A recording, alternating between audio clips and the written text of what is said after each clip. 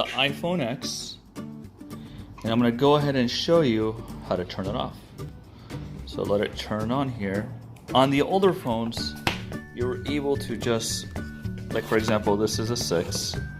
You were able to just press and hold the power button right here, and then you'll see the screen and turn it off. But on the iPhone X, it's a little bit different because you have to do something. So you click on this button right here on the side.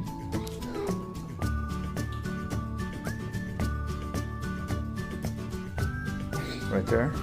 Well, you can't just press and hold it to turn it off. What you actually have to do is press and hold the top, the bottom, and then power, then turn it off that way. So remember that was 1, 2, then power for it to turn off. And remember, this is for the new iPhone X.